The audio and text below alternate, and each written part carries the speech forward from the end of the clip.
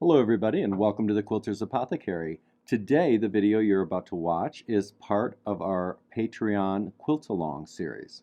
With that Quilt Along series what we do is we actually film and you are quilting along with me every step of me quilting a custom quilt. So I hope you enjoy this, and if you want to see more, what we do is we release about 1 out of every 12 here on YouTube. But if you want to see a ton more content, head over to Patreon and subscribe. I hope to see you there and enjoy the video. The roll is going to be towards the top, and then the 80-20 is going to be towards the back so that way it will hang completely straight. Now, whenever I'm doing a filler or any type of an edge to edge, I always like to use my screws. I do have a tutorial on that. Ruler itself, and I want to make sure to walk my hand with the ruler so that way I'm not holding my hand back here and the ruler is bobbing up and down and has the opportunity to go up over the ruler.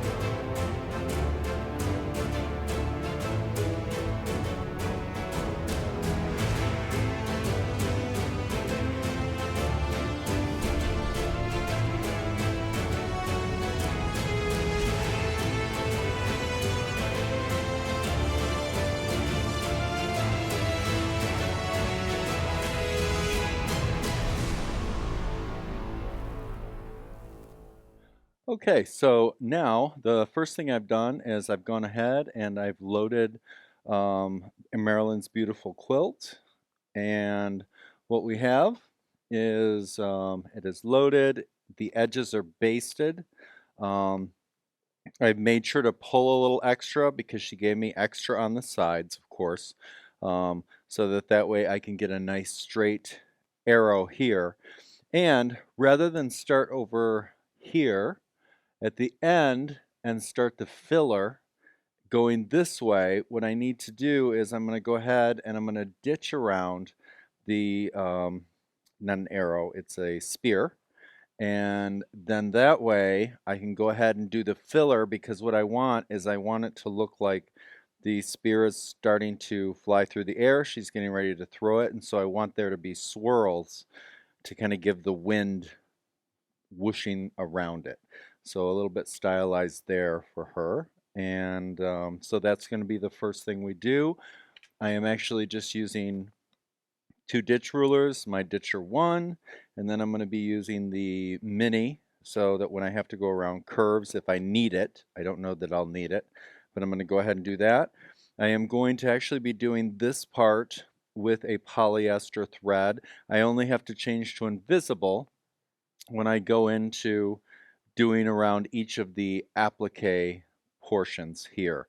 So on the inside I will use the invisible thread, the monopoly from Superior, but on the sky part, of course, I'm going to be using the Isocord 40 weight, and possibly, depending on what colors I need, I might be using some of the Glide 40 weight, which is the those are the 2 main threads that I typically use for any type of quilting. Okay, so I'm going to go ahead. We're going to get started with this. So I now am all set up. Of course, as I said before, I've got everything basted. I have my line nice and straight for the spear.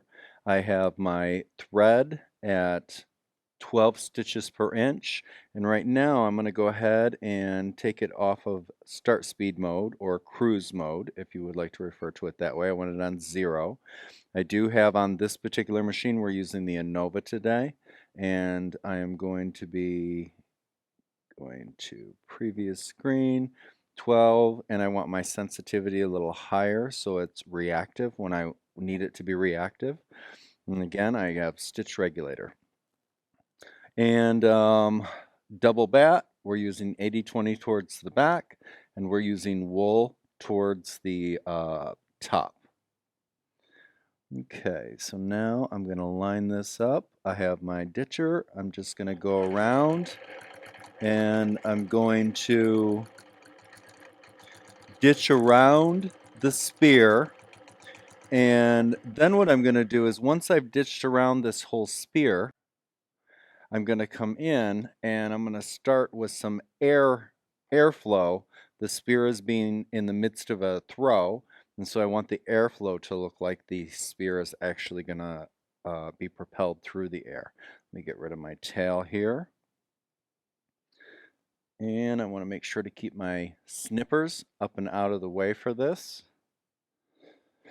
Marilyn has used a really wonderful specialty fabric here, and I want to make sure that I don't get anything sharp near it so it doesn't cause any snags. I believe it's a new fabric she's trying out for these art pieces.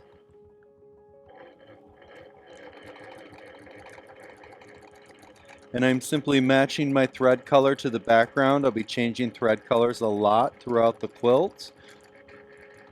When I go in, as I said before, to the body and the horses and such, I will be switching to the Smoke Invisible. Right now, I'm simply doing the outside so that I can get the filler done.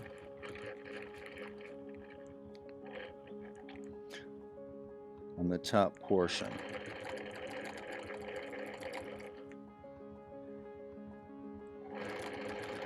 Now initially I'm going to be ditching around the silver spear, the metal of the spear, with the matching background thread, but then when I actually go in there to do a little bit more of the filler work, I'm going to be using a silver or platinum metallic, just to kind of pop this out a little bit. And go right around there.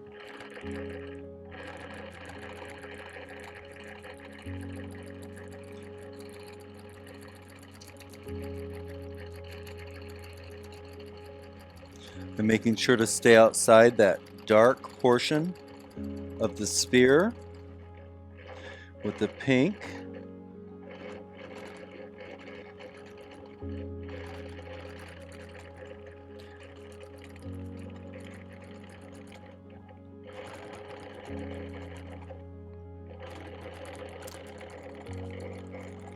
Every time I'm working on her amazing pieces, I see things. I look at this spear and I see all that beautiful metal texture that she does in there, and how she chooses everything. She is a master at this.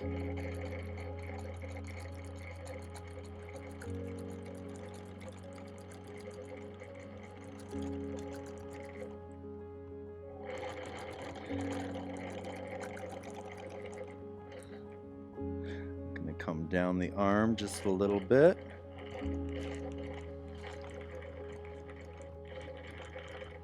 I don't want to come down too far, I just want to come down a hair. And now I'm going to go ahead and I am going to do a lock stitch right around there. Needle up, pull away.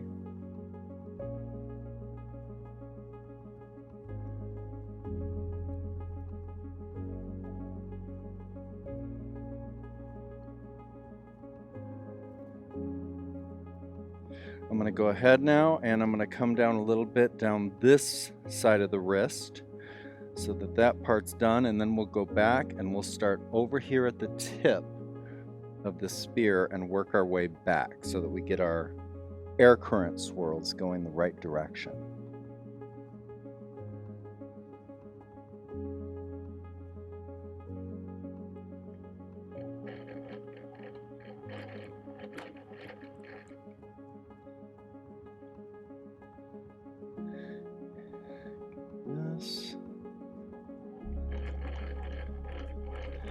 Follow that curvature,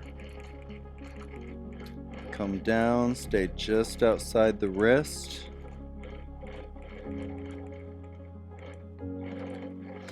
You know, and Marilyn's technique, which of course is similar to the technique that I use when I'm doing the applique because she is who I learned from, is amazing because every bit of this is stabilized. You know, I get some quilts sometimes that the applique is simply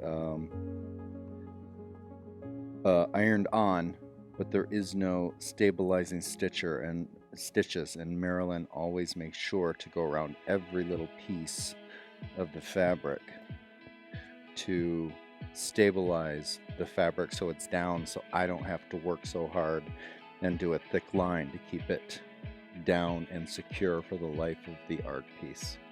Okay, so now we're going to move over to the tip, and we're going to start there with our currents.